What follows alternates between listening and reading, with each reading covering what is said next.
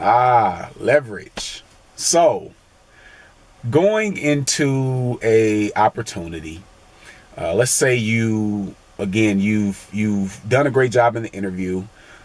Both parties agree that we both think that this will be a good fit, because that's important in the interview process as well. Not only is the employer interviewing you, but you're interviewing the employer to make sure that this is a good fit, that this is the right manager, that this is the right team, that this is the right opportunity that aligns with where you are, not only professionally, but in your personal life.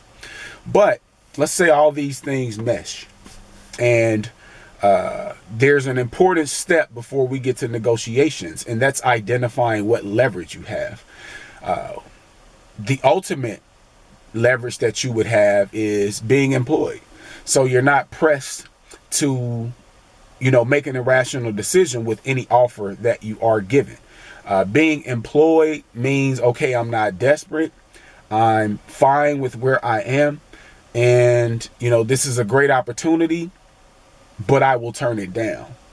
And so, that's one piece of leverage that you have. Being financially stable, is difficult. These are hard times. Some people are living, paycheck to paycheck.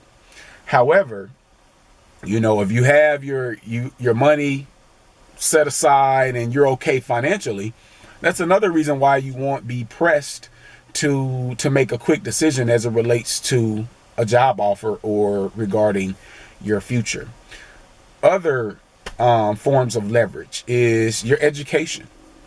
This job may call for just a bachelor's degree, and you may have your master's, or you have a bachelor's plus a minor. Different forms of education, certifications as well. So not just college.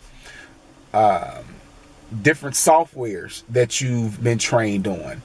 There's a lot of different things that, again, add to that leverage. And then especially as it relates to that opportunity, because it may call for that specific skill set.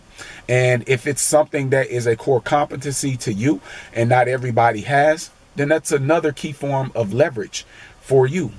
Your experience. How much experience do you have with doing the specific job that they're asking you to do? And in doing that, have you picked up some key skills or some key experiences that are going to be unique and give you a different angle to approach potential situations that you may encounter on the job? All, great forms of leverage for yourself. And then also just your potential. How well can you communicate that? How well can you communicate what your potential is and what you're going to bring to that role? So those are all key forms of leverage. I'm listing them right here, as to the 5 that we just covered.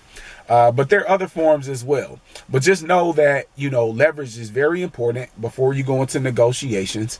And understanding what leverage you do have will make the interview process and the recruiting process a lot easier for you also, because you clearly understand your value. So again, focus on, identifying those forms of leverage that you have and be able to communicate those.